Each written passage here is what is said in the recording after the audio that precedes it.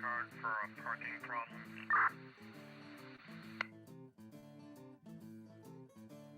And 423. Yes, that's 4, I'll get a 28 from one truck when you're ready. Go ahead. From one truck, White Lincoln X-ray 985 should come back up next.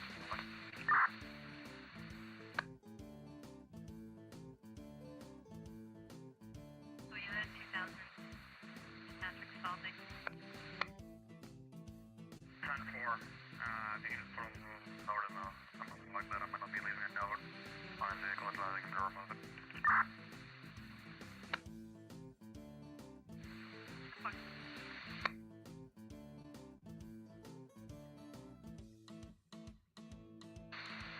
What?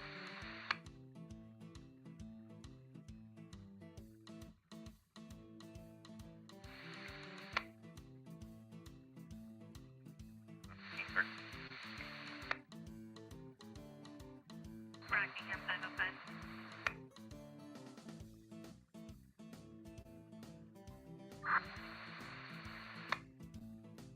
505 ended up being delivered case for Athens. Complainant soon to be ex slashed her tires and has made threatening comments to her. She's concerned he might return. Yeah, forgive that's a 32. 10-4.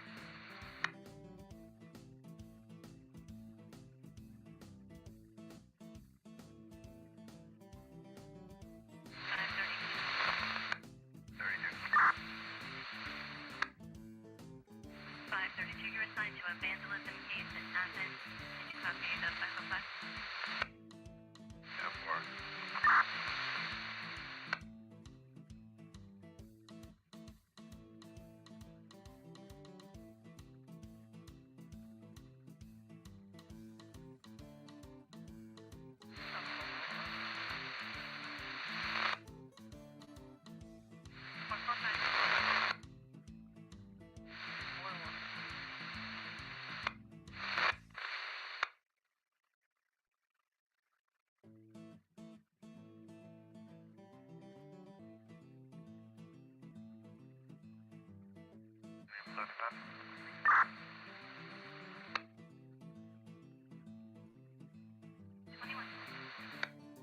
No, 3 in Depot Street. Truck boy address left.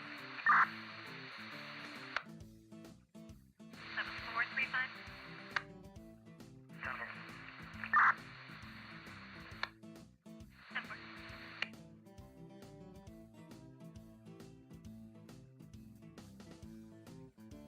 You can go 643 again. 143. You go with that 43 you had. I didn't hear any, but I had just looks like we do. 10-4, I just wanted to know if you should be put back 76 to Cabana Circle or to the subject's address. Yeah, I'll be 23 back on that town property case, and I'll be 76 to the Williams Road address to see if I can find the owner. 10-4. 449, 1120. And 449, 1121, thank you. 10-4.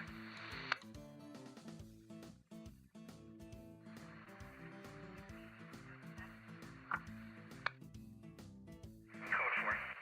4.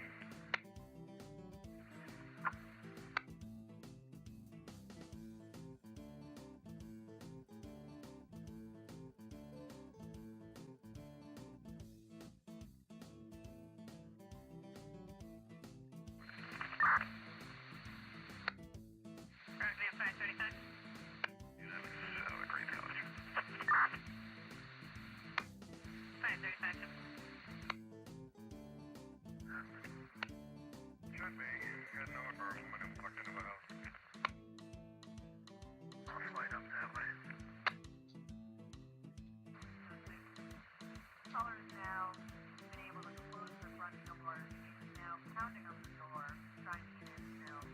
Still 5 foot, long dark hair, got tie-dye shirt on. We have separation. In or out.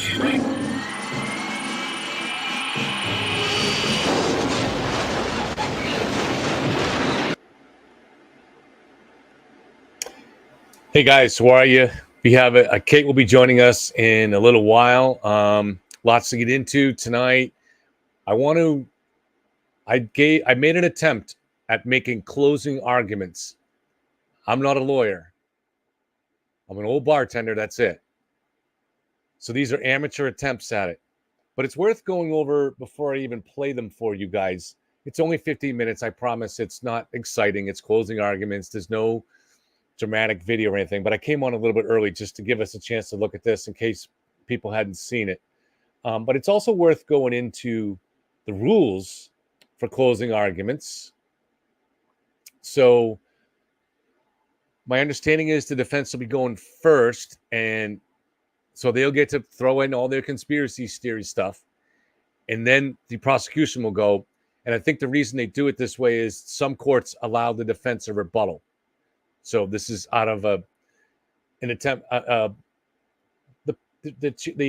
basically an attempt to give the defendant all the fairness that you possibly can. So it should be limited, I think, just as the opening word of 30 minutes, be my understanding.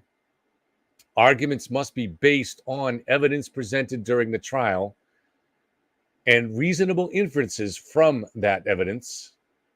Prohibited content. Attorneys cannot express personal opinions about the guilt or innocence of the defendant.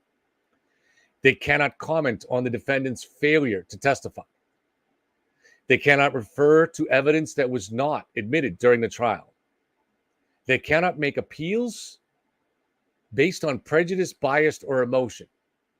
So I haven't had time to research exactly what it means based on emotion. I know there are things they can't do. I did a little bit of research, so you can't say, put yourself in the shoes of so-and-so or something like that. Well, the victim say. So there are some limits, but most of this you can kind of figure under common sense rules. So I took a stab at it, and if you guys could be patient and give me 15 minutes of your time and listen to it, I would appreciate it, because then you can advise me in chat how this could be improved, or things that I maybe got wrong, or how you would do it. So let me pull this up for you. I posted it earlier in the day on X. This 3-point turn triggered an event in the data because of the unusual nature. When you begin your deliberation. Hold on a second, let me start over. Ladies and gentlemen of the jury, it's been a long trial, and I want to thank you for all you've sacrificed to be here with us, and our work is almost done. We now need you to go over the pieces of the puzzle we've laid out.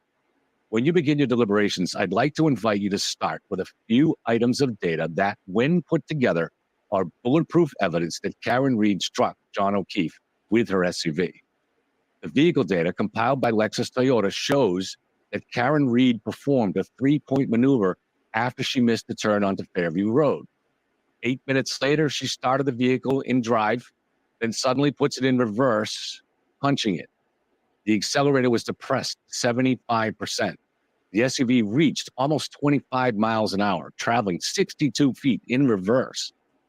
Within this reckless act of driving, the vehicle data compiled by Lexus shows the telltale signature of a pedestrian stripe. The speed drops slightly and the steering wheel shifts. This vehicle data correlates perfectly with the data from John's phone. I want to emphasize this correlation because that's what makes this case not only beyond any reasonable doubt, but beyond any doubt at all. Let's tell the story. Around 12:18, Karen and John drive away from downtown Canton. They'd just been drinking at the waterfall and were invited to an after-hours get-together at Brian Albert's home on 34 Fairview Road. Neither of them has been there before, and neither knows the address. So on the way, John types 34 Fairview into his Waze app for directions. At that moment, it's 12:20. At this point, they're a mile away. Not only does the Waze app track the rest of what tragically happens, but so does John's GPS. Just before 12:24, they approach the intersection of Cedar Crest and Fairview. And in the darkness, they missed a turn. So Karen corrects this with a 3-point turn. They now arrive at the intersection at the same time as a pickup truck driven by Ricky Antono. Ryan Nagel and his girlfriend are passengers in this pickup. The truck is also heading to 34 Fairview so Ryan can pick up his sister, Julie. Karen has the right of way, so D'Antonio lets her turn down Fairview first. It's now a little after 12:24. As the pickup is approaching the house, Ryan texts his sister to come out. Karen pulls up just past the driveway. The pickup is right behind. Julie Nagel comes out to invite her brother into the house. He declines. So she tells him she's staying at the party and will get a ride home. No one sees John. A good brother, Ryan watches his sister return to the house as they drive off. He notices the interior light in Karen's car is on, so perhaps this is around when John is exiting the vehicle. On the dark patch of street, Nagel doesn't notice a man getting out or standing beside the SUV. But around this time, John has exited the car holding a cocktail glass that he took from the Waterfall pub. John's movements are tracked by Waze. GPS shows he never moved more than a few feet from where he exited the vehicle. The vehicle data shows Karen put the car in drive, but 3 seconds into it, she suddenly stops, puts it in reverse, and floors it. Her working alarm systems probably blare because there's an object behind her. She doesn't heed the warning. Intoxicated and in a rage, perhaps she doesn't hear the alarms.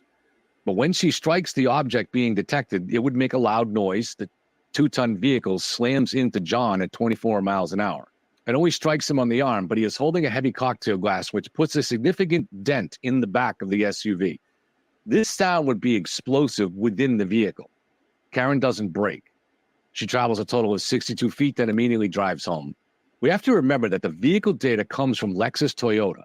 The analysis is standard stuff. The key cycle is matched to these incidents in 2 ways. First is the odometer. The mileage from Karen's trip from the Waterfall to 34 Fairview and then to 1 Meadows matches the mileage on that key cycle. The second reason is that the 2 events triggered on this key cycle match events known from other evidence. Data flows continuously into a vehicle's black box, but it only records when an event is detected. Then it takes a snapshot of the data 5 seconds before and 5 seconds after the event. What triggers cause an event to be detected? This is determined by the algorithms programmed into the system. A collision will trigger an event recording, of course, but also a range of unusual patterns in the data. Most key cycles record no events. A short cycle with no event might not even register in the system as a key cycle. Karen's 3-point turn after missing the turn onto Fairview when she was arriving with John triggered an event because of the sharpness of the actions on the accelerator so quickly after shifting into reverse.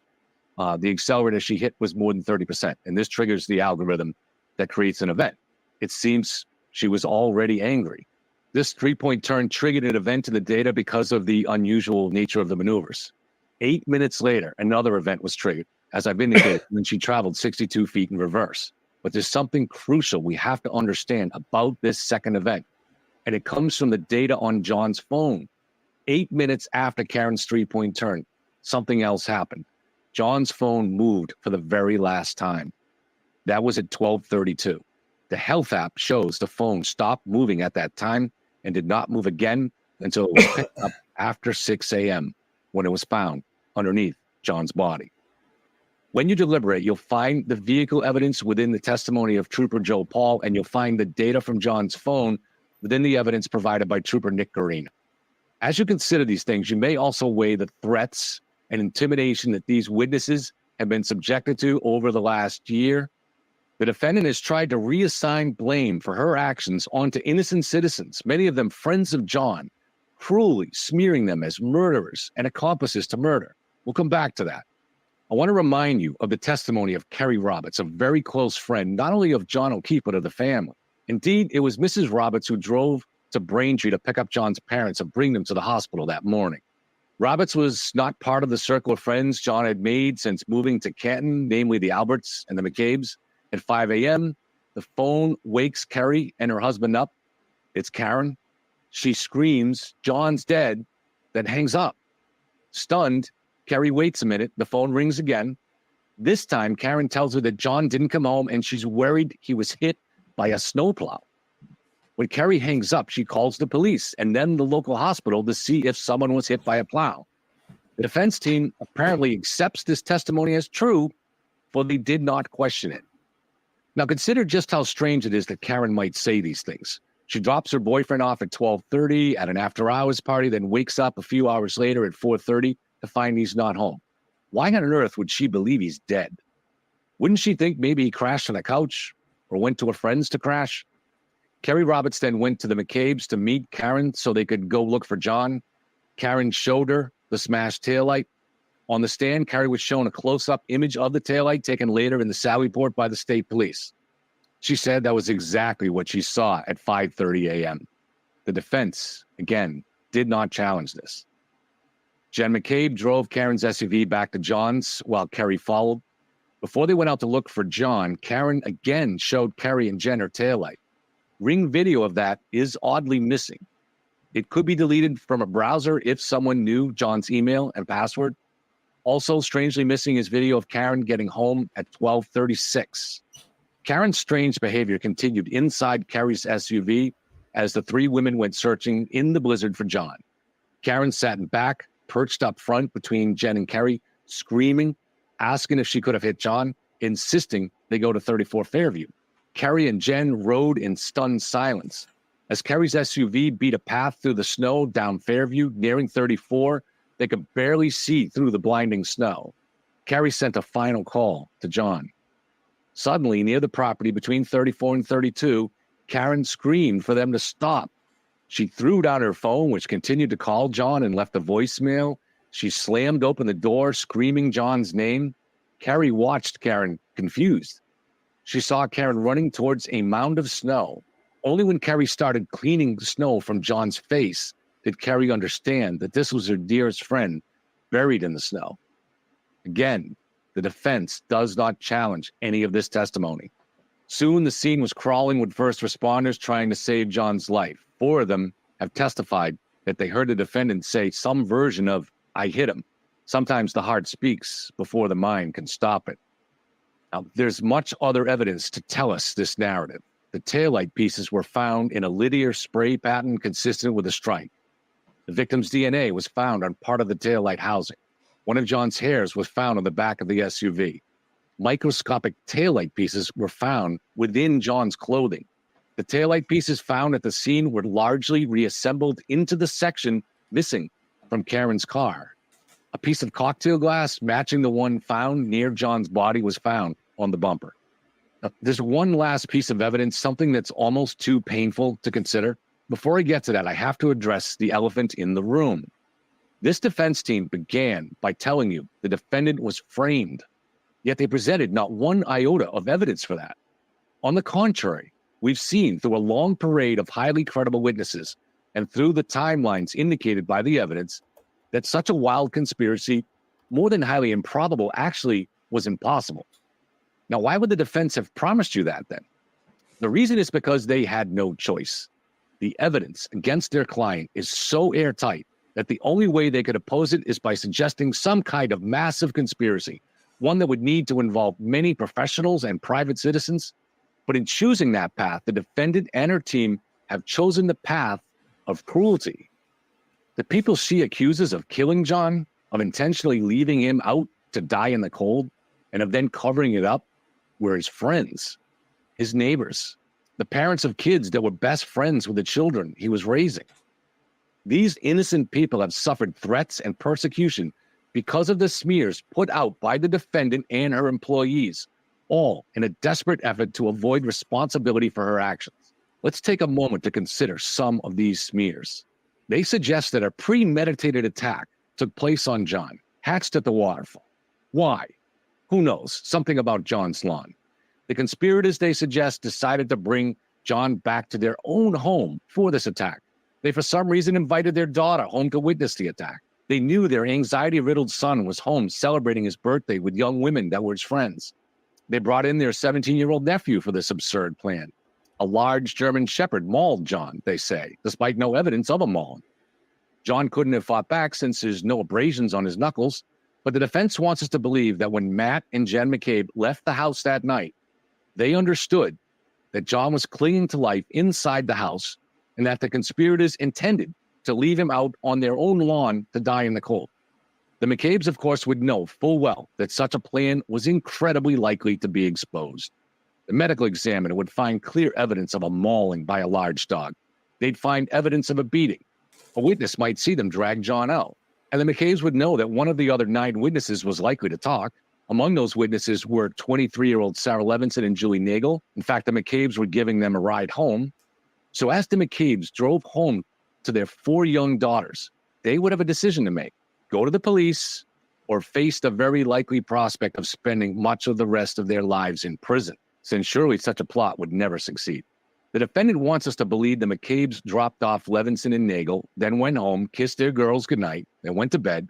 And while in bed, Jen communicated with a girls' basketball coach who had invited their daughter onto the team. Jen looked up the league online. She played a music video. And oh yeah, she calmly searched for how long it would take for her friend to die when they put him out to alive for some reason onto their own lawn. The defendant knows this didn't happen. She had asked Jen to make that Google search while they sat in the squad car, while the paramedics were trying to save John in the ambulance. In fact, a short time later, Karen also asked a paramedic on her own ambulance as she was being taken to the hospital for observation the same question. By the time Karen called and woke up Jen at 5 a.m., she knew her taillight was broken. In her mind, John was dead, and she turned to Jen to help search for John. In gratitude for that help, the defendant now wants us to believe Jen was some kind of villainous mastermind. The cruelty of that betrayal is not something we should ever forget. Neither is the cruelty of fingering a 17-year-old high school girl, now a college student, with her life before her, nor a 17-year-old high school boy, now a college student, with his life before him. She's also pointing the finger at the young women, Julie Nagel and Sarah Levinson, who were inside the house and would have heard a dog attack and a fight and would have seen John enter the house. She's pointing to the young man who has anxiety issues and on whose birthday this happened. She's pointing at Caitlin, a young woman with an unblemished record, at Nicole, and the 2 decorated law enforcement officers in the house. In order to try to convince us she didn't do it, she has to say they did do it. In order to save herself, she's willing to falsely accuse innocent people who had only offered her friendship and acceptance, who had invited her into their home and into their lives. These 9 weeks now, we've all been here together, united in tragedy, the community divided, the lives of the witnesses irrevocably damaged, a brother lost, a son, a father to a nephew and a niece. I want to leave with you one last heartbreaking piece of evidence. After dropping John off, Karen leaves these voicemails for John. John, I hate you! John, I'm here with your kids, and nobody knows where the you are, you pervert. Yeah, it's 1 a.m. I'm with your niece and nephew, you pervert. You're a pervert! John, I'm going home. I cannot babysit your niece. I need to go home. You are using me right now. You're another girl sleeping next to me. You're a loser. Yourself. So at that time, she believes John is cheating on her. Maybe she sleeps for a few hours, waking up around 4:30. However, by the time she calls Kerry Roberts at 5 a.m., she tells her John's dead. She says maybe he was hit by a plow. What changed? She went to sleep thinking John was hooking up with another woman, but woke up, and then by 5, she now thinks John is dead, perhaps hit by a vehicle. What caused that change of thinking? Her damaged Lexus sat in the garage. When she called Jen McCabe at 5, she mentioned her taillight was broken. Was she at that time putting together what had happened? As Karen was making those calls, John was lying under the snow, clinging to life. Who can say what awareness he had? But he was dying of hypothermia and desperately needed to be brought to a hospital where he might still have been saved. Had an ambulance been called then, he would have received help 1 hour earlier. At 5:18, surveillance from downtown picks up Karen driving in the direction of 34 Fairview. She was about 5 or 6 minutes away. At 5:23, she leaves John a final voicemail. John, I'm gonna look at you. Around 5:30, Lucky plows Fairview one last time. Karen arrives at the McCabe's at 5:35, shows Kerry and Jen her busted taillight, insists they drive to 34 Fairview to search for John. But Kerry and Jen want to return to One Meadows to see if John came home and to return Karen's SUV since she's still intoxicated. Still, John somehow clings to life under the snow. Just after 6 a.m., with Kerry driving, Karen spots something buried in the snow that the others couldn't see. Finally, after 5 hours, help has arrived for John, but it's too late.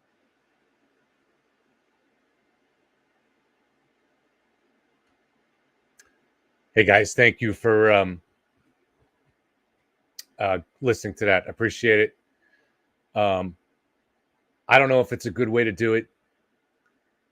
When I was looking into this, I kind of had a little bit of an insight going over the voicemails.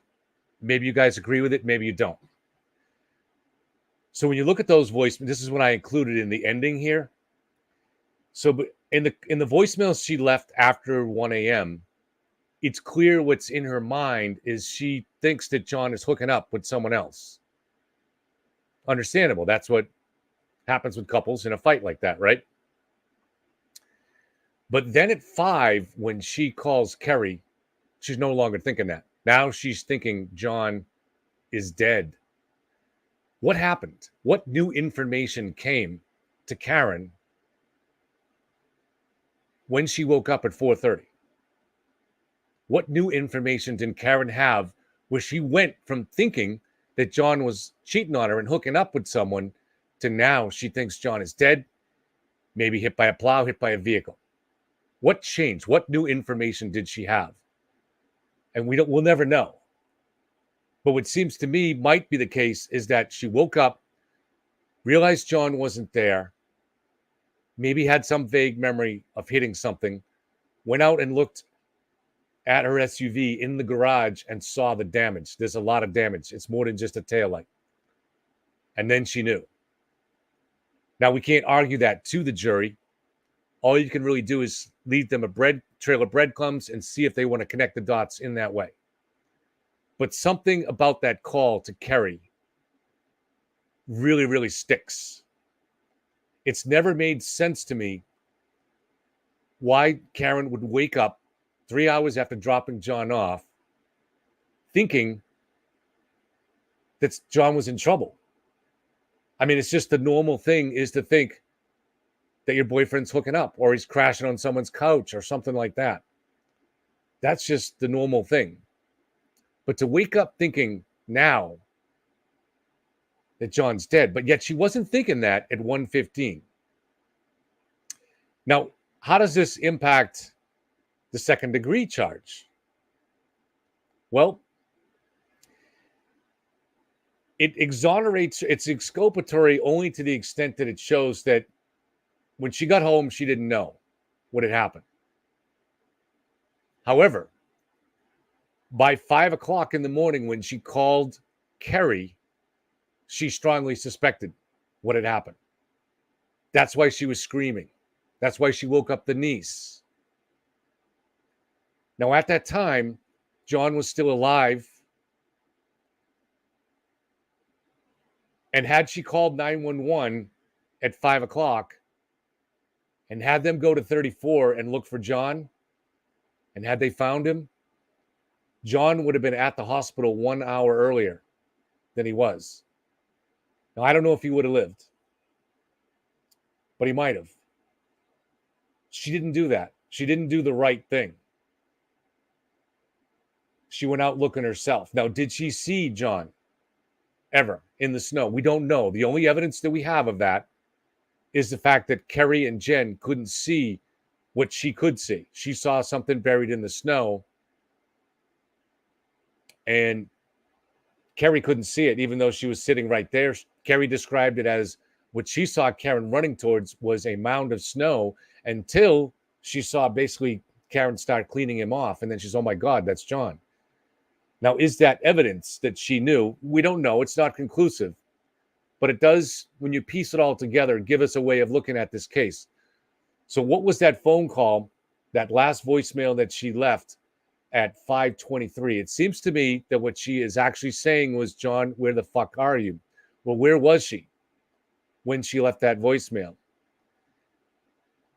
34 Fairview is about 5 minutes away from where she was last seen on surveillance, but it's also a blizzard. She's driving a little bit slow.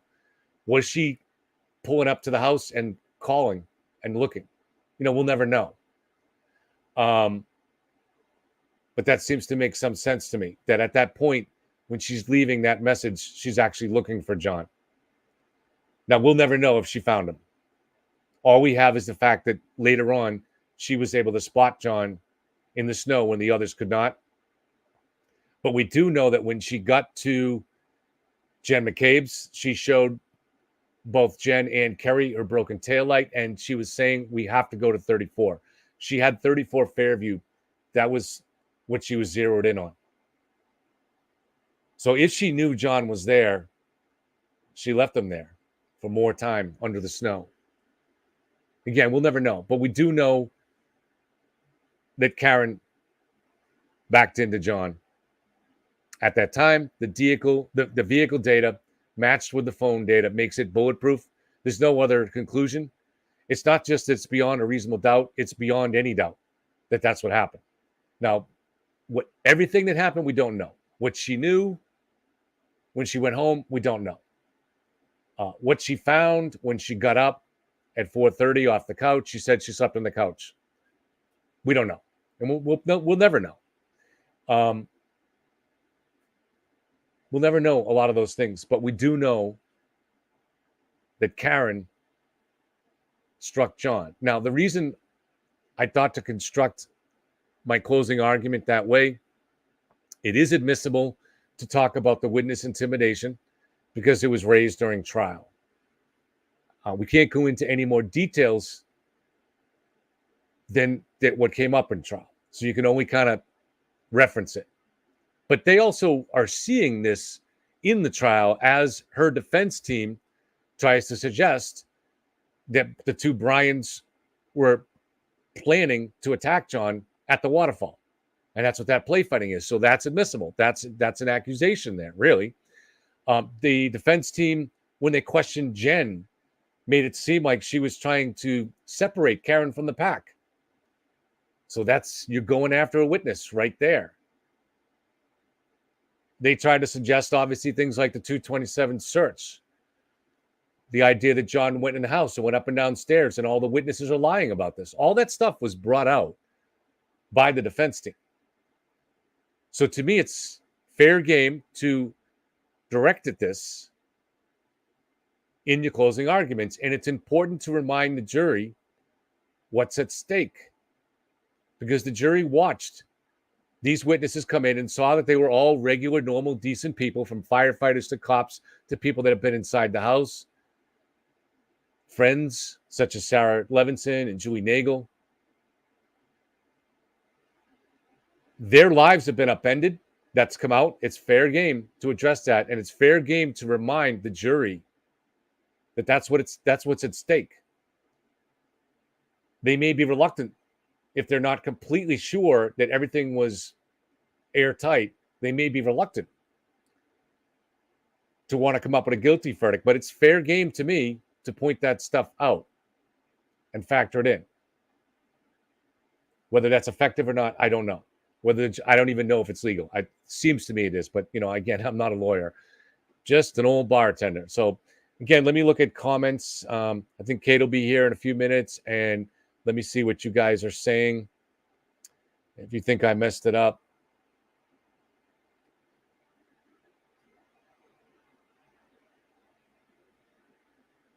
Put on Maureen's comment.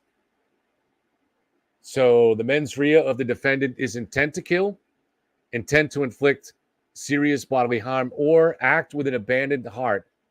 In other words, reckless conduct, lacking concern for human life. So it would be the last one that is really the only way to get second degree here. I think second degree is pretty unlikely at this point with the jury. I don't know what you guys think. I think it's pretty unlikely. But aggravated manslaughter, DUI manslaughter, those are serious charges. And I do think the judge, if Karen was convicted on that, is going to weigh all of the other things surrounding this trial. The blaming the witnesses, the blaming innocent people, the circus that was created. I think she will factor that stuff in. So I'm not trying to, I would in no way ever criticize Adam Lally. I mean, I would criticize decisions, but not, I think Adam Lally has had to shoulder an incredible load here. He's mastered the details of so much here, from the forensic data to the medical stuff to each witness. He's had to question each witness. I mean, it's just incredible what he's had to shoulder here. And it's to think that our public servants, he works for the public, was willing to take that on. In those terms, I respect him and I'm proud of him. And he's super intelligent that he was able to grasp all of this stuff. If I had any criticism, though, it's sometimes I believe he's so overwhelmed by the burden of the information and the details that occasionally he loses the forest through the trees. And I believe that the prosecution has made a mistake here. Now, I don't even know that was Lally's decision, or maybe it was Morrissey's decision. But the focus on the voicemails is a mistake in my view. I believe if we lose this case, it's not going to be because of what the troopers did. It's going to be because of decisions made by the prosecution. It's hard to say that, but that's what I believe. I believe the police more or less did their job and managed to obtain the evidence that was needed. There were mistakes. There are always mistakes in every police investigation. But this was the key evidence, was that data. Jen Coffeneffer likes to say, I'm a bricks and mortar guy, but and I don't know if this is exactly what she means by that, but this is how I would interpret that, is that things that I consider softer evidence, such as witness testimony, those things, the problem with them is they're open to multiple interpretations, right? So you could look at Karen's voicemails and you could draw different things from it, but it's open to interpretation. And same thing with the witness, what witnesses heard Karen say at the crime scene. It's important, but it also is kind of open to interpretation. But physical evidence, data, things like that are less open to interpretation. I mean, there's no question that Karen arrived back at One Meadows at 12:36 because that's what time her phone connected to John's Wi-Fi. So that's pretty hard data. And there's no question that the taillight pieces were connected to Karen's car. The police reassembled that taillight. The criminologists that worked for the state police reassembled that taillight, and it's a match. So there's no innocent explanation for that unless you want to go down the idea of a conspiracy, this massive thing where they plucked a whole bunch of her taillights, hammered it up into pieces and dropped it on John's lawn. I think most people would consider that kind of absurd. So to me, that's hard evidence. But, I looked into, was there time to do any of those things? To pry off taillight pieces and then put them in the lawn? And there wasn't. That was the key piece of evidence for me, looking at timeline. So I look at things like things that establish timelines in a very confident kind of way, maybe not a sure way. Is there some fudging? Like, is it possible that Karen pulled into the driveway at 12:37 or 12:35?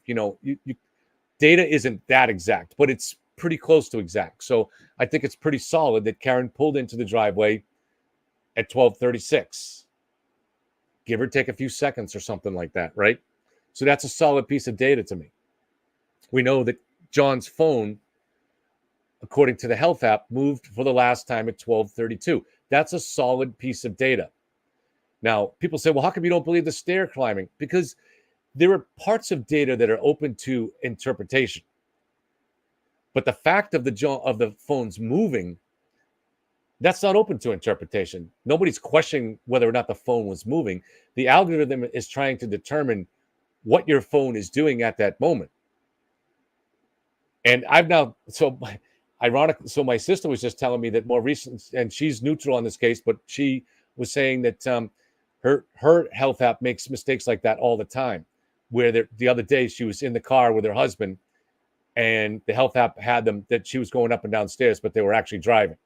She wasn't looking at it because of this case. It just happened to happen that way. So data like that is open to interpretation. It's the algorithm in your phone is doing its best to interpret what you're doing based on a couple of different things, information that's going into it. But the fact of whether or not you're moving or not, that's really not open to interpretation. So either John dropped his phone there, and then for some reason, when they brought him out later, they put his body on top of the phone, which seems incredibly unlikely, or he never went inside the house and his phone last moved at 12:32. That's just hard data. That's just hard data. It's not something that really is open to interpretation in the way that people think. So those are the things that I try to focus on. Look at that in timelines. I look at what time the tow truck got back to Canton with Karen's SUV, and it pulled into the driveway at 5:31. It pulled into the garage at 5:36. The garage door didn't close until 5:38. Now, that's the time when the troopers are already shoveling snow at the crime scene. And the area they searched, if you look at it on the video, is about the size of 2 parking spaces. They found the main piece at 12:45. Now, we could look at that and say, well, is that information fudged? Did Lieutenant O'Hara of the CERT team, is that true? Did somehow Michael Proctor deliberately fudge that time? But now we've had the trial and we've seen the testimony of Lieutenant O'Hara, and he was extremely credible and very confident that he was describing things accurately. He said there was the 7th person of his team, of his CERT team, arrived at 5:41. I mean, or maybe it might have been 5:38. I forget. It was either 5:38 or 5:41, but essentially like that. And they had already started shoveling, but now they were shoveling roughly shoulder to shoulder, 7 of them, inside an area the size of 2 parking spaces. Very close. Very close area. And also at the scene was Lieutenant Tully, their supervisor. And he mentioned there was another trooper there that he didn't name. So presumably there were 9 troopers there. There was no time for Michael Proctor or Buchanan or if they have some magical elf that they handed taillight pieces to and sent to the scene, there was no time for any human being to get into that scene unnoticed by all the people that were there. There was no way. So the only way there's a conspiracy of planting that evidence is if all these guys are in on it and nobody's speaking up. And Lieutenant O'Hara, Lieutenant Tully, and I forget O'Hara, I think he was a lieutenant too. So Lieutenant O'Hara and Lieutenant Tully are lying. They lied under oath in a murder case, which means they're going to jail for a very long time if that turns out to be the case. So no, I don't believe that at all. I believe the timelines and the bricks and mortar data shows that Karen did this, and you can't get away from that. People want to get away from it for some reason, but it shows it indisputably. So people say, well, what about butt dials? Or what about this? Those are just odd things that come up in any case. You can't get around these lock-solid timelines. You just can't get around them. I can't get around them, and logically, nobody can.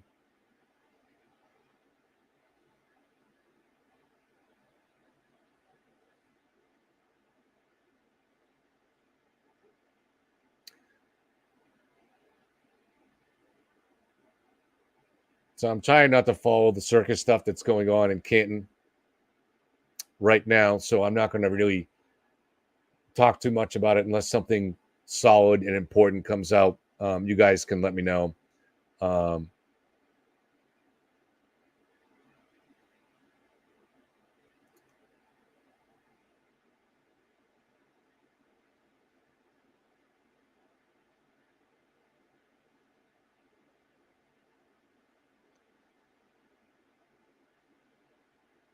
So anyways, another thing I wanted to mention was again, surviving the survivor.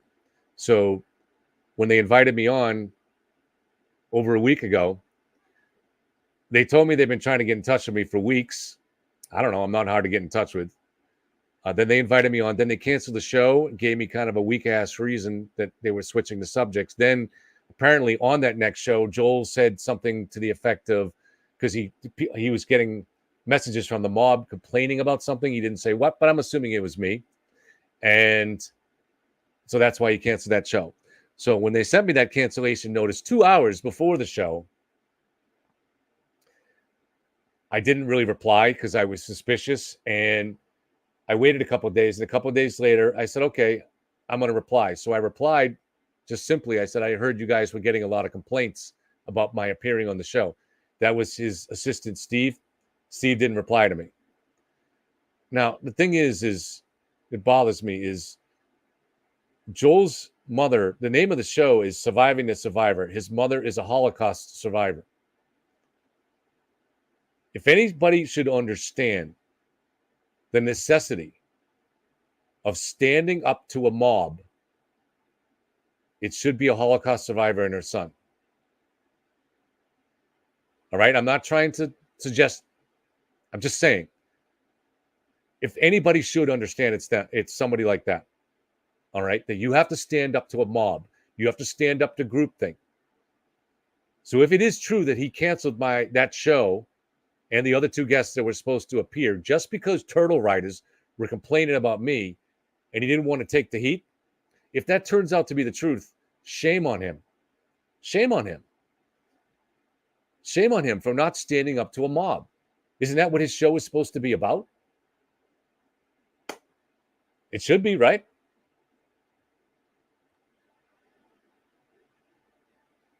If you're not going to stand up to a mob, how can you ask other people to? How can you even talk about that terrible historical crime if you yourself don't have the guts to stand up to that mob? If you're canceling me because a bunch of people complained about me, what, you were worried about views? Is that the issue? You didn't want to lose some viewers because most of the people in your chat are free Karen Reed people? Wow. Wow, my friend. I don't know what to say. I don't follow your channel. If I'm wrong, please message me. Tell me you got it wrong. But nobody replied to me when I said that. This is where it sits now. The case is wrapping down. Nobody has reached out to me this week to say, we've rescheduled. Can you come back on? No. Now, I wasn't all that interested in going on your channel, Joel. The only reason I was willing to go on your channel, despite the fact that I really didn't have time to, was because there's a whole lot of stuff that needs debunking on that channel. You got this clown on there, Bettero, who is misinforming the public. That stuff needs to be debunked. Imagine if this was the 1930s in radio and the mob is doing things, saying things they shouldn't be in Germany. Someone needed to go on there and debunk those people. Someone needs to go on your channel and debunk a lot of the nonsense that gets put out there. And I'm sorry if that doesn't sound nice, but this is what we're doing here. This is what me and the people associated with my channel, both in chat and the guests that come on here, we're all standing up to a vicious, often mindless mob. That's why we do it. That's why we do it. It really is. Say someone like Tuesday Gazette in California. Tuesday could have grifted on this, and she would have built up a huge following. She didn't. She knows she's going to take some heat, like commenting from the other side, but she does because she's logical and cares about the truth. Obviously, we know Kate cares about the truth and has done more serious investigative work on this than anybody. We know Jen Coffenaffer has given up these opportunities too. She'd be huge now if she had taken the conspiracy side. Not that she's not huge, but she would be multiple times bigger. She gave that up to tell the truth. People like Karen McCormick. Karen McCormick was somebody like me who started out believing there might be a conspiracy because it seemed intriguing. But she followed the evidence and realized, no, there's not. And for that, she also deserves a profile in courage because she's taken a tremendous amount of heat for that. Matt, her partner on their channel, Sidebar, I think, or something like that, but same thing. He initially started out thinking there was a conspiracy, did some TikTok stuff, got huge, but then realized no, he's wrong. And a lot of people have, over time, as they follow the evidence, changed their minds, but it takes courage to do it because you have to stand up against the mob. That's just the reality of this situation. It's very unfortunate, but that's just the way it is. I've given some thought to why is this case so popular, or why is it perceived in such a way? There's obviously a problem with the headlines, but to me, this is kind of, careful how I say this. This case is kind of BLM for Caucasian people. There's a meme here that somehow hits people in their sweet spot. They don't care about evidence. It resonates for some reason. And so that's what it's become. But they don't care about the evidence. They don't care about logic. They don't care about applying logic to the evidence. They don't. Because it's too appealing for whatever reason. It hits them in their sweet spot.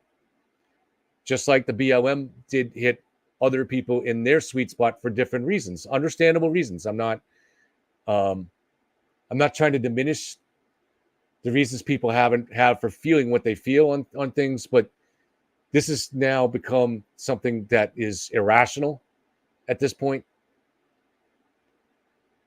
And it's been fed by social media, by a defense team that is willing to exploit that, and by grifters like Turtle Boy, Sean,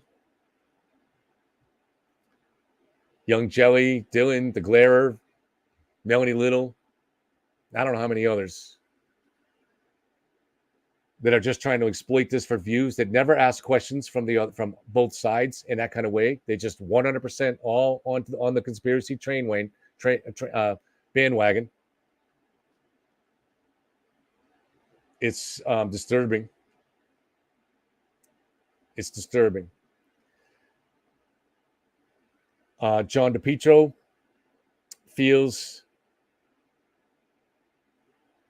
confident in that the jury will get the right decision here based on the testimony of Jen McCabe, Kerry Roberts, and John's niece. That he's been in court for much of this, and he feels very confident. So I hope he's right.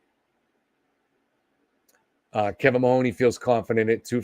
He's not in court, so for other reasons. I think Kevin has a lot of confidence in the intelligence of juries. He has a lot of experience with juries, and he believes the evidence is very strong. People have asked me, so one of the things, will there be a rebuttal expert for the state on the canine? So, because Dr. Russell, when she was allowed to testify, Judge Cannone asked Lally how long the state would need to have a rebuttal expert, and he said a week. Now, I don't know if that's scheduled. So if, let's say, the defense does rest their case tomorrow, will the state bring in a rebuttal expert for the canine? I think so. I don't know. I don't have any information on that. I'm just guessing how it might go, that they might consider it important enough to do that. I thought Dr. Russell's testimony was unusually weak for an expert, but that doesn't mean it didn't influence a juror, especially she certainly seemed qualified, at least once upon a time she was. But her testimony didn't seem honest to me, and would a jury pick that up? Hopefully jurors have enough common sense to understand that defense teams get these gun for hire experts, or there are people that just come out that want to insert themselves into the case. But there's so many other experts now talking about this finally on YouTube, canine experts that say, no, this is not how that bite would look. This is not how it would look from a mauling. It just wouldn't look that way. So hopefully they do bring forward that expert. Lucky Laughlin, he's a simple guy. I don't have any reason to think that he's not telling the truth. But he had his day. He was hero for a day yesterday. All day he was treated. They had T-shirts made. He was hero for a day. I believe he told the truth. I believe his testimony is completely not credible and easily debunked. I hope Lally did a good enough job doing that. David Yannetti asked Lucky, what was the last time he plowed the street? Fairview.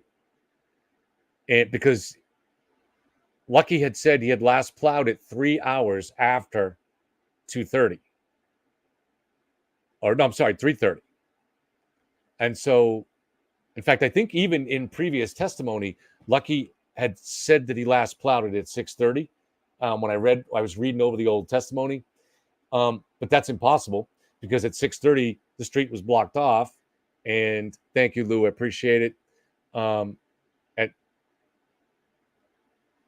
At 6:30, the street was blocked off because all the first responders were there.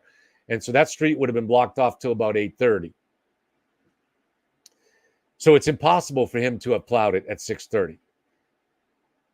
And I don't know why Yannetti was taken by surprise on this. So when he asked, Yannetti thought he was going to say, he had already said 3 hours later. So that's 3 hours after 2:30 or after what I think it was 3:30 at that point. So that's why he thought he was going to come up with 6:30. But Lucky caught him by surprise and said 5:30. It was a huge opening for the prosecution that the prosecution didn't take advantage of. As soon as he said it, I was in chat. I was like, wow, you got to jump on this.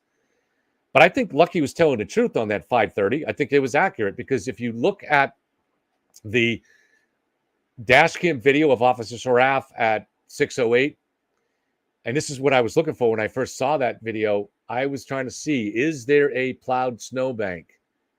And there is. And it looks like it's maybe 1.5 feet high and 1.5 feet wide, something like that. Maybe 2 feet. Maybe 2 feet high, 2 feet wide. It's a small snowbank, but there is a snowbank. And within that, of course, was buried the taillight pieces. And that was also described somewhat by Lieutenant O'Hara when he said we dug through the softer snow about 3 feet, and then we got to the harder snow underneath. That's the older snowbank. Well, that had to have happened before they found John. But it couldn't have been all that much before, because when you look at the ring video of Karen at 5:07 when she's pulling out, there's only about 2 inches of snow in the driveway. It's snowing hard, and there's about, if there's even 2 inches, it might even only be like 1.5 inches, but let's say 2 inches of snow in the driveway, and it's snowing hard. So it makes sense that Lucky, now you hit 2 inches, Lucky's going through the streets, and he plowed Fairview probably a short time after that, so about 5:30. Now, interestingly, if Lucky plowed the street at 5:30, who was heading, according to the state and according to video surveillance, who was heading in the direction of 34 Fairview at that time? Karen Reed. Who left a voicemail for John at 5:23? Karen Reed. So to me, it seems, in Lucky's confused mind, everybody, and I'm not trying to criticize him, everybody's going to be confused days or weeks later when you're testifying about this stuff. But to me, if Lucky saw a vehicle there, now I know this doesn't match. He said he saw a lighter colored vehicle, but keep in mind, not only is he colorblind, he's being treated as a hero, and I think he knew he was going to be treated as a hero if he testified this way. Lucky knew. Okay, Lucky knew he was going to be seen by the mob as a hero. Doesn't mean he lied, but I think it affected his testimony. But if Lucky saw an SUV at 5:30 when it was pitch dark, who would he see? Who was heading in that direction? Karen Reed. We'll never be able to prove that. But it just looks like Lucky has a lot of confused things in his testimony. He's easily influenced. He wants to please. When private investigator Mikowski came to interview him, Lucky probably thought that was a cop, and he wanted to please him. And then as time went by, he wanted to please Turtle Boy, and he wanted to please the freak Karen Reed people. He wanted to be popular and please people. I mean, that's understandable, right? But that testimony is unreliable. That testimony is not just unreliable. It doesn't, in every single case that I've ever looked at, and I'm sure there's people here that are a lot more experienced this than me, but if you guys have looked deeply into any other true crime cases, you're always going to find, I have never found a case that we don't find this. You are always going to find witnesses that have testimony that does not match the possibility of the evidence. Doesn't match the evidence. It doesn't match. It's impossible. There's always testimony that ends up being impossible. Always. Every case. And so this is why my rule has always been on this, is that any eyewitness testimony that is not backed up by other eyewitnesses or by physical evidence, I tend to put very low on as I'm weighing things. I put that very, very low. And I think the state police did that here with Lucky too, as they found out about it, and I think for good and obvious reasons. His testimony did change too. I went and looked it up. When he talked to Mikowski way back when, he testified that he didn't drive down Fairview when he saw the vehicle there. He was going down Cedar Crest. He didn't turn down the street because he didn't want to plow in the vehicle. So he kept going down Cedar Crest. That's what he said. But on the stand, he testified that he went down Cedar Crest and went around the vehicle. Sorry, I just got email that could be important. So let me take a look at it.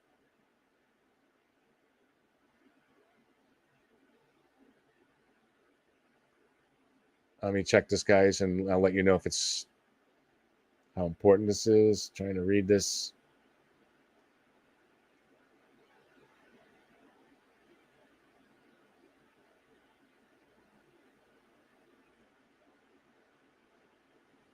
This could be good. So let me pull this. Let me pull this up, and thank you.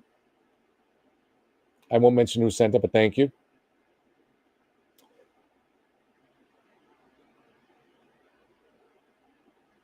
And I'll be able to pull this up where you guys can see it too, I think. Hold on one second. This is live TV, right? So hold on 1 minute. Bear with me while I pull this up in case you guys will find this interesting too, because it does look interesting. All right. And now I just got to link it in. Okay, we can go over this together. That's as big as I can get it. Let me take myself off the screen. That might help. Make it a little bit easier to see.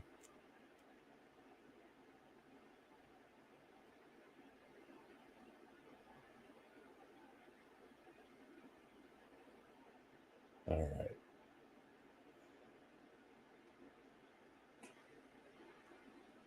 Now comes the Commonwealth. In the above captioned manner, so this is Commonwealth versus Reed, indicates that of this date, the following discovery and materials have been provided to the defendant through defense counsel. Copy of the Canton Police Department motor vehicle crash report.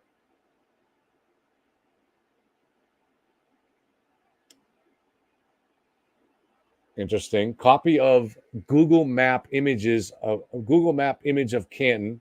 Copy of tracks maps of O'Keefe route of travel from Trooper Garino. copy of browser wall material, Ian Whiffen, and copy of detailed timeline, Ian Whiffen. So these are things that the jury will be able to look at. I presume. I don't know how you put something into this. You know, I don't know if this is going to come up on a rebuttal. I don't know. I wish Kevin was here. Kevin, where are you, brother? We need your expertise. Kevin has a puppy. He's probably out walking the puppy. But if you happen to be listening, Kev, shoot me a message. Give me an interpretation of this stuff. I'm just a poor old bartender, and I need that kind of help. Or if we have any other lawyers present, please.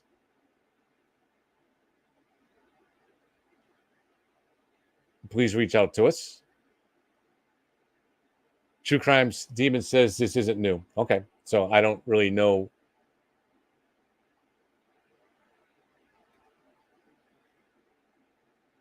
So I guess I'm hearing there's been arrests.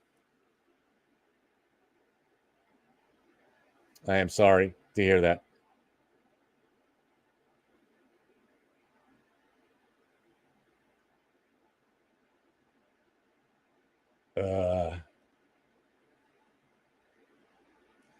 I mean, some of this is inevitable for a lot of reasons.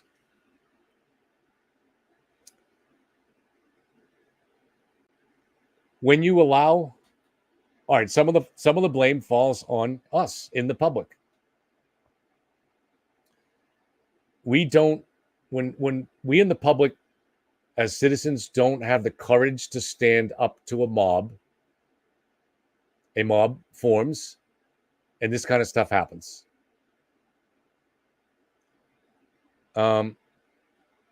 That's just,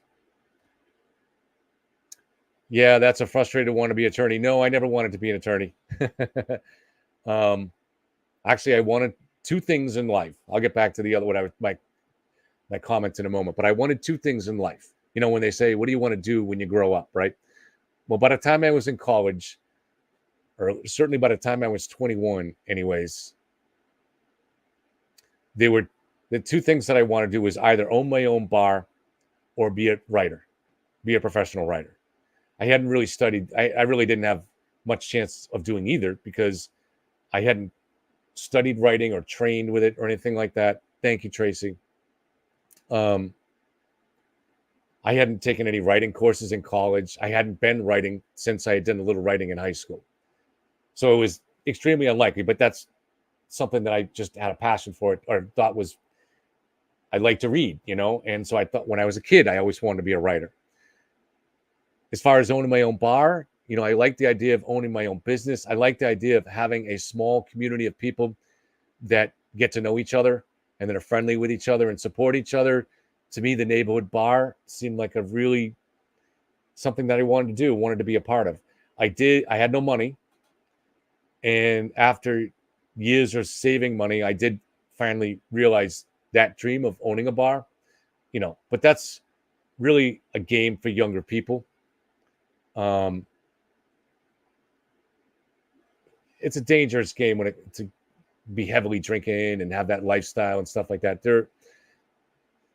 It was probably not a good dream to have, but I did have that dream at that time. So, but no, I never wanted to be a lawyer. Never had that was never part of the dream. My best friend from college became a lawyer and he's now a judge. And that makes more sense. He always had a better temperament than me. I was too hot-headed. He'll make a good judge.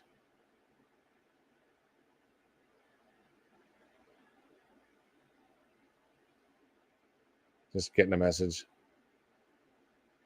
Maybe if I think Kate is going to come on, so maybe she can give us an update about what's going on at McCarthy's.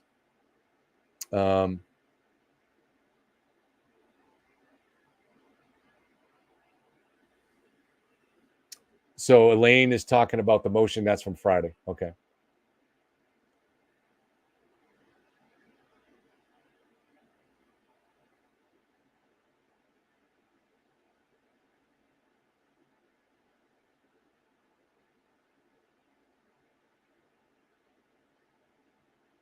But anyways, back to the mob stuff. Some of this is inevitable when we in the public don't stand up to mob thinking, when we in the public don't learn how to become better critical thinkers and weigh evidence.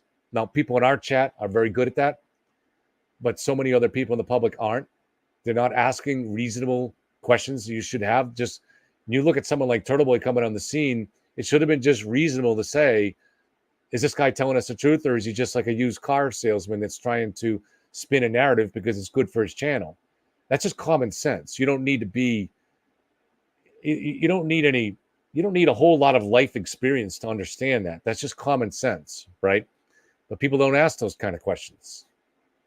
So all that helps contribute to this mob formation. But also, I think when the prosecution doesn't run a smart case, now I'm not sure that they have it here. The proof will be in the pudding and how the jury votes. But the evidence is really bulletproof that Karen did this, and it hasn't been presented in a very convincing way yet. So, and the state has rested its case. So to me, the victims here trusted the system. The witnesses, which are victims now, they trusted the system. And maybe the system is they're starting to see that you can't. The system has failed them. So that contributes to this too. The system has failed them. And you see a situation here where somebody like Karen using whatever, maybe we'll someday know, can somehow use the vast power of the federal government to do this here, to create this here. The federal government, the U.S. attorney was not interested in justice in this case. He's not interested in justice now. He's not interested in protecting the witnesses. He didn't protect the witnesses. When the witnesses were in his federal grand jury were being harassed and they reached out to him, he ignored them. And when, after persistent efforts, they finally agreed to take a call, they gave him the blow off. They brushed him off.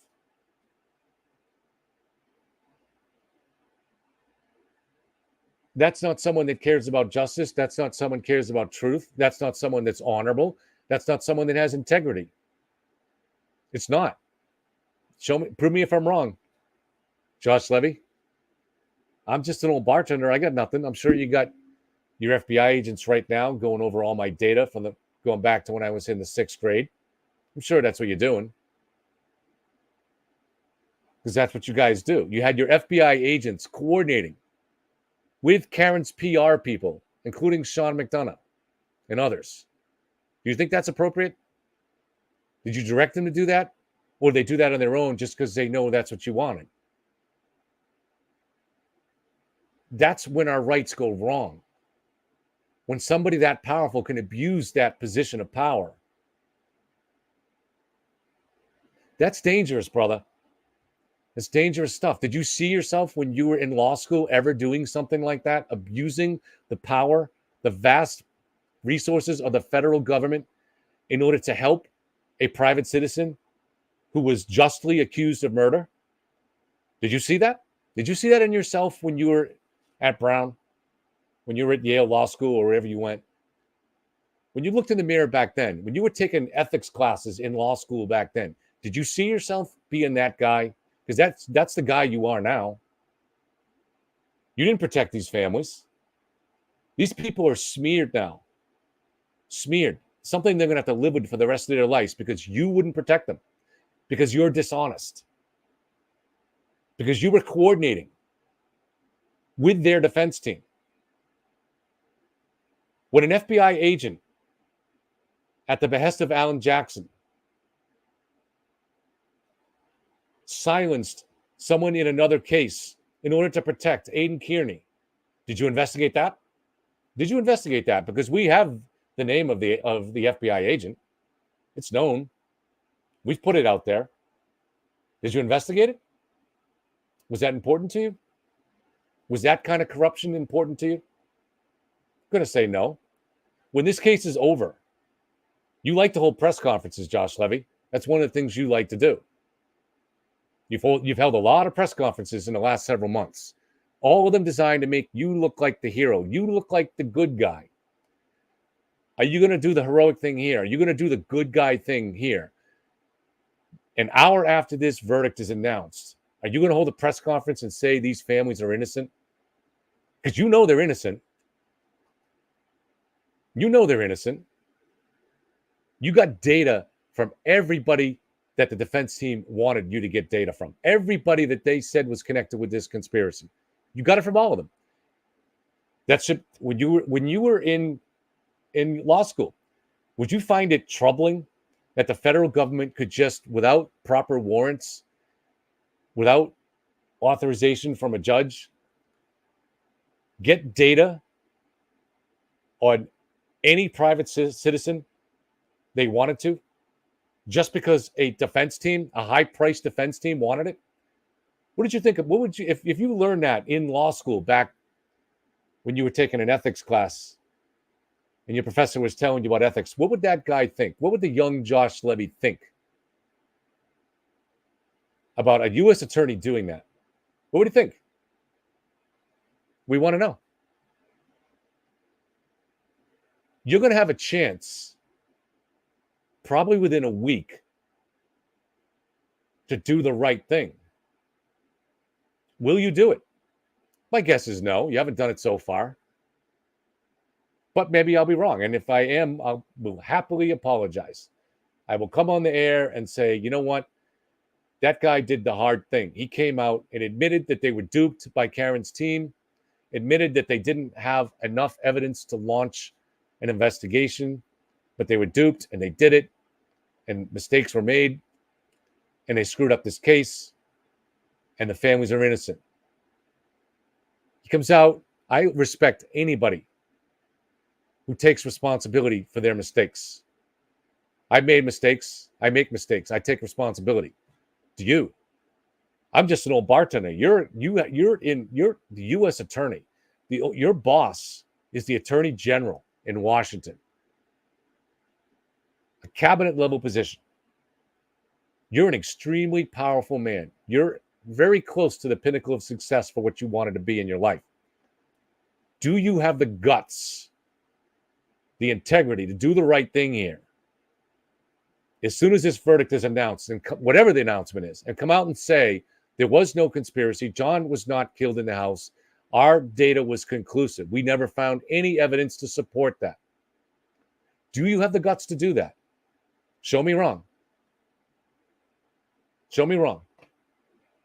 While you got your FBI agents right now looking over my data, show me wrong. If you're willing to do that.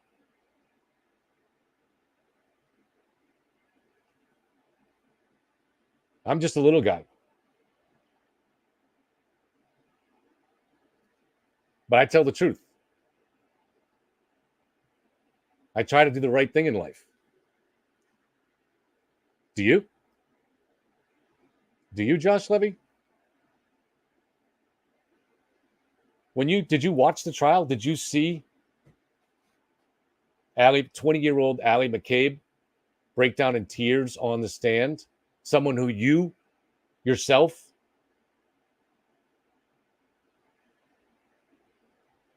did you see that? How's that make you feel? Are you a man? Because a man feels some protectiveness over somebody like that. A man sees a young woman like that breaking down in tears because she's falsely accused. And a man feels the natural urge to try to protect somebody like that. Do you feel that urge right now? If you don't, you're not a man. You're just a weasel. You're just a weasel trying to get ahead whatever the next thing is your ambition was here. Someone who could watch a young woman like that break down in tears because of the false accusations put against her. The mob that was unleashed her, that's tried to ruin her life, that's tried to destroy her job. You played a hand in creating that mob. You played a hand, Josh Levy, in creating this mob. What do you feel when you see somebody like that has to live with that for the rest of her life, that half the people in her town think that she was part of a murder cover-up, driving, calling around? When you look in the mirror, do you see a man or do you see a weasel?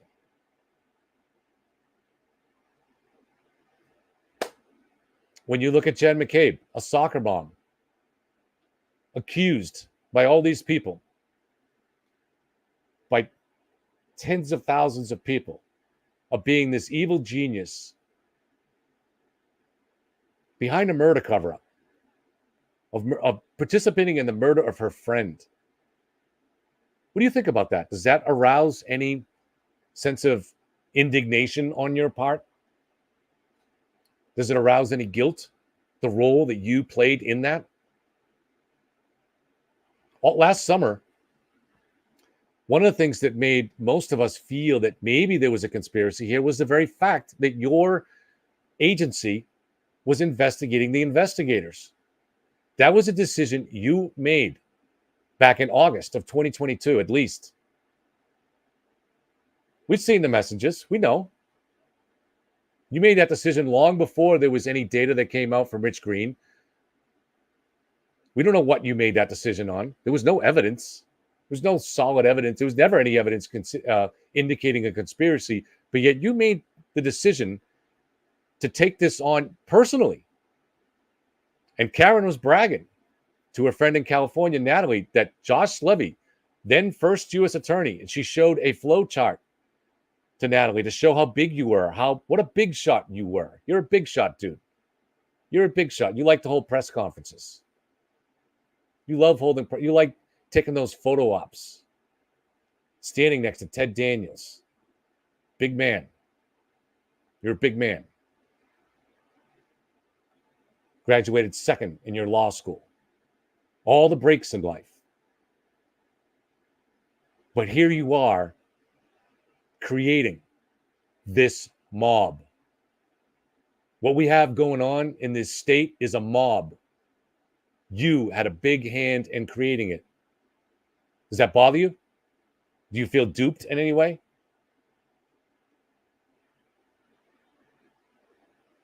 Do you have your FBI agents right now coming over here to interview me? Destroy that guy before anybody hears this. Is that how you operate?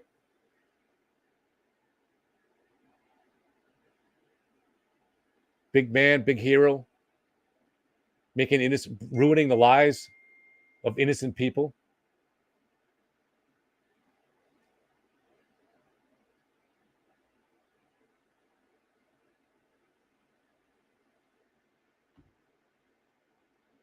Is that what you do?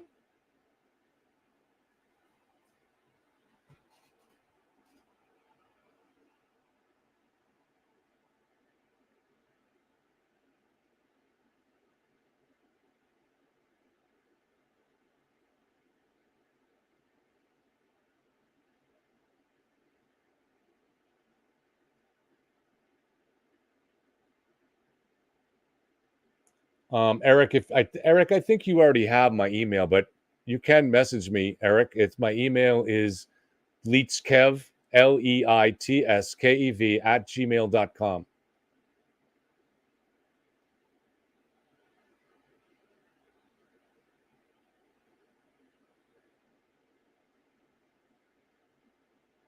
TJ says poor Lucky was used. I think Lucky was exploited by this crowd. I agree.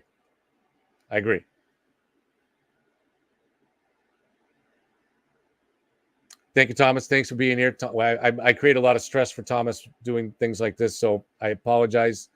He doesn't like the meltdown moments.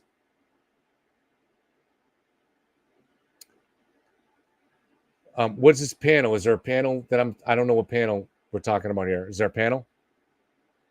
I don't know. Trying to fall through the comments.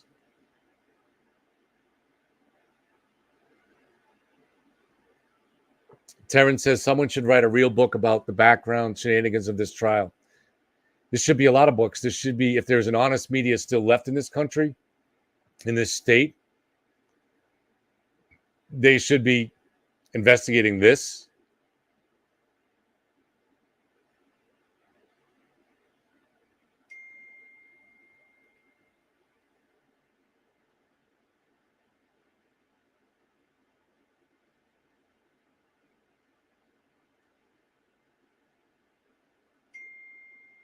So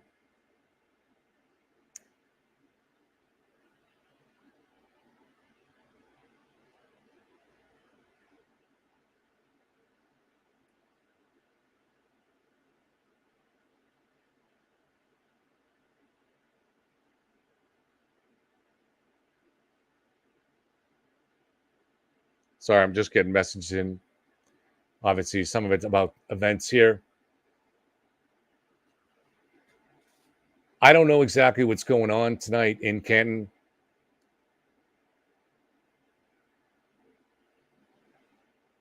Obviously, it's tragic. It's a situation, I'm sure, as usual, exploited by Turtle Boy, who only cares about himself. But I will say this, as I've been saying. Josh Levy has a hand in this. Josh Levy, the U.S. attorney, has a hand in events that are going on right now. There's every indication that this is a corrupt U.S. attorney right now that sits in that position. Now, I'm just a little YouTube channel, but I challenge, there are other people that watch this. And our challenge is to stand up to the kind of injustice that is created by his agency right now. I'm talking about former FBI officials that want to stand up. I'm talking about current FBI officials that might hear this that want to stand up. I'm talking about mainstream media. Talk about anybody that has the guts to stand up to a corrupt U.S. attorney that has undermined justice in this state. And we'll be happy to be wrong on that. Be thrilled to come out next week and say, this guy made everything right.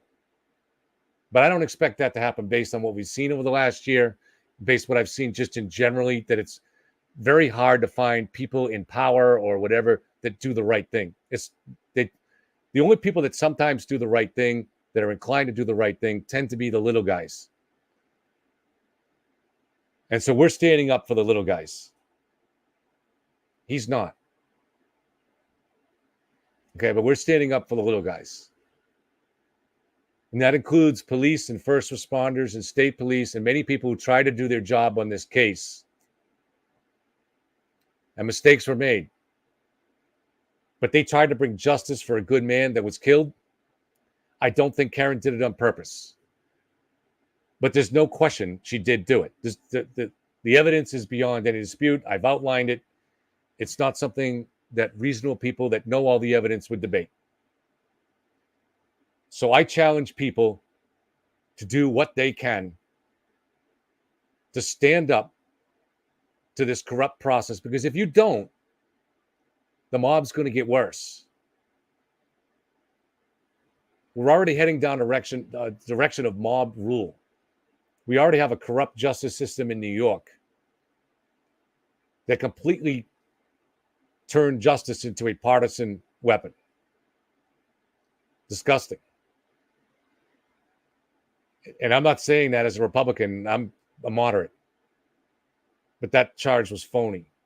And the way that judge ran the trial, the way he instructed that jury, is going to be struck down eventually by the Supreme Court. But this kind of corruption has to stop. We got a different kind of corruption going on in this state. We don't know what the actual source of it is.